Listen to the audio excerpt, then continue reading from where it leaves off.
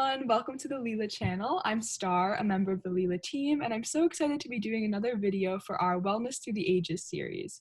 Today I'll be speaking with Ferwa, who is another one of our Lila ambassadors. Ferwa runs an incredible health and wellness platform called ARISTOS Lifestyle, and we're really lucky to be able to speak to her today. You should definitely check ARISTOS Lifestyle out. It's a really comprehensive platform that covers so many different aspects of wellness.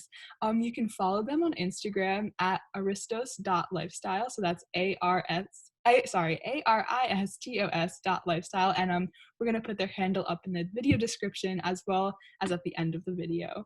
So Ferwa, thanks so much for being here. And before we get into the questions, I'd love if you could just share a little bit about yourself and what you do. Hi, Star. Thank you for having me.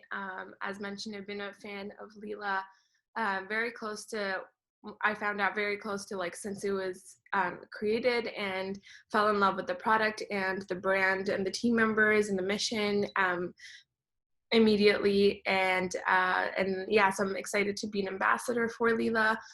And a little bit about me, I love finding out new information and I love reading. I'm working on the implementation part, but I love finding out information. And so I'm always that quirky friend in the group that has the random facts with me. So Aristos was sort of evolved because of that. It became to be because of this passion that I've always had. It's something I've wanted to do for a long time, and I finally got down to creating this platform. And just the baseline of everything is to encourage living a balanced life. So, to know everything as much as you can, but still making the decision that's right for you, because everyone's different. Yeah, that makes so much sense because there's so much to know when it comes to wellness. There's so much information out there, so it's just all about finding out what's right for you. So yeah, I mean, since you have so much experience running that kind of a platform, we're really grateful to get to speak to you specifically about wellness and age and kind of all the things that go along with that topic. Oh, thank you. Yeah, so just to start, how has your relationship with wellness changed over time? Yeah, I think it's definitely for sure evolved. It didn't look the same that it does now than it did a few years ago. Just a small example. And I think that's, at least for women, I can say that that's generally what happens. You're carefree just as a child, right? You're carefree, or you have your parents looking out for you, and you just kind of do what you're told, choose not to do certain things, and you just, you can get away with a lot more, right?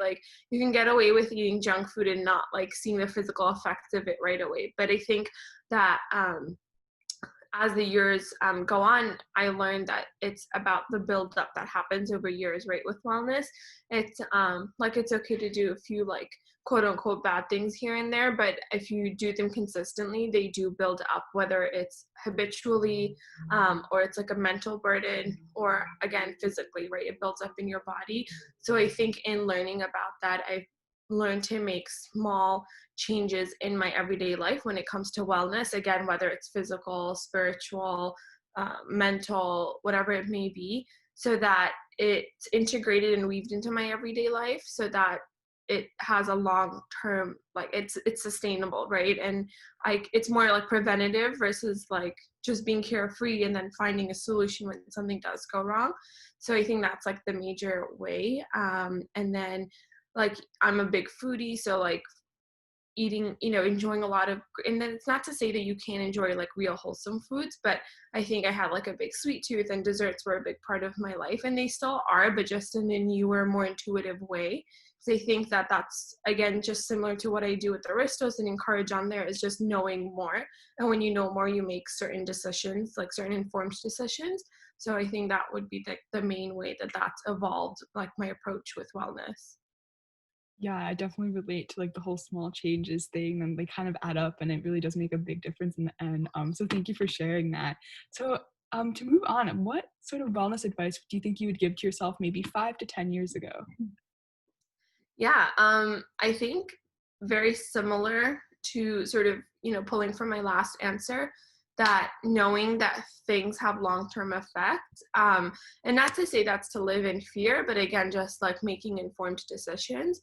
So things I would maybe have changed, I would say I was lucky to have insight from my culture and my parents that was relatively a balance of holistic Eastern and Western approaches to wellness. But I would say that maybe the major change I would do is again, just being a foodie, like being knowing more about like where and this might be like a society thing too, like just knowing where your food came from, what is in your food, right? Like being more aware of the products you use, the wellness products, right? Like you just use like this deodorant, this shampoo and whatever, like sometimes you don't have an option, but if you do know more that there's, it's not even about how much money you spend. It's because some of the most natural solutions are just like, for example, like it's just like coconut oil or, something like that, or just like drinking a certain herbal tea, and it's from nature. And knowing that when something is labeled a certain way, when you turn around and you read those labels and you see what's actually in your product,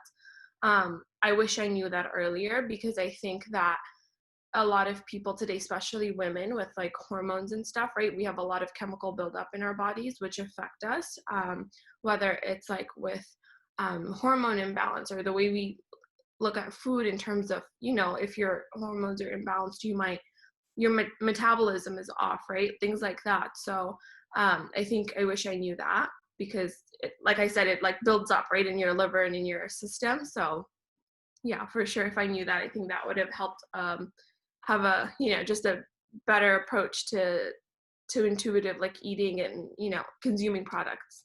Yeah, definitely. I think it's such a great point that you mentioned, like that it's different for women and that there's a lot going on in like our bodies, and that people don't necessarily talk about. So like paying attention to what we put inside of them is really important. Um, yeah, so I guess how do you expect, or maybe sort of see your relationship with wellness changing and evolving as you age? So I think it's, as you like grow out of certain phases, you care about certain things less. So you feel like it's totally okay to like, not drag yourself out to like 3, 4 a.m. socially, right? Like small things like that where you're like, I did it. It's not like if I leave now doesn't mean I'm gonna lose my friend, like if I leave at midnight versus 3 a.m. doesn't mean I'm not gonna be friends with this person who's still staying out till 3 a.m., right? It's like just having more secure friendships, and just having more secure and genuine relationships on all fronts, whether it's with people or whether it's what you consume, just being more confident in your decisions and your choices in life. Yeah, I feel like people don't really talk about the social aspect of wellness as much as the other ones, especially when talking about like growing older. So that's a really important point. Yeah, Um, and I feel like it comes all back to stress, right? And stress is such a big, in addition to food or, product consumption, it's such a big factor in your wellness, right? yeah, exactly. So you talked about, what advice you'd give yourself sort of 5 to 10 years ago, but do you have any advice for women who are younger than you in this current moment in this, crazy year of 2020? Yeah, I think it would be sort of bringing everything that we talked about today together, which is, I would say, like, be, and it's so cliche, but like be yourself. And I think when you use those like quiet moments, whether it's like meditation or just taking time for yourself or like a quiet night in, and you get to like listen to what you want in life and what who you are, what you like, yourself better. And when you can be comfortable and confident with that, then you can be confident and secure in making any of the decisions that you want in life, whether it's like who's your friends or where do you go or what do you consume, or are you okay to like agree to disagree with people, right? Or if you go to a restaurant with someone and you order something and someone else orders something else, that like you don't have to be the same as everyone else to be liked. I think that is a big thing for women, especially with societal pressure on looking a certain way, feeling a certain way, accomplishing certain things by a certain age. And so I think just like listen to yourself, and it's okay if you don't have an answer, if you don't know what you're discovering, but um, just know that like there's only one of you in this world, and to be comfortable with that and know that people who love you will love you anyways. They're your family and your friends, regardless of what you choose to do. And people who don't know you, they don't know you, and they can choose to know you or not know you. That would be their loss, right? Like not everyone is for everyone. So just being like confident and secure with yourself. Yeah, well, that was so beautifully put, and I think a wonderful way to end. Thank you so much. Did you have anything else you wanted to add, or just anything else you wanted to say? No, I think we covered really good stuff, and I think it's just the perfect like all-rounded insight into just like women in wellness. Yeah, I agree. Thank you so much for doing this. For everyone watching, thank you for watching, and make sure to check out Aristos Lifestyle on Instagram. Again, you can find the handle in the video description and also in the next screen.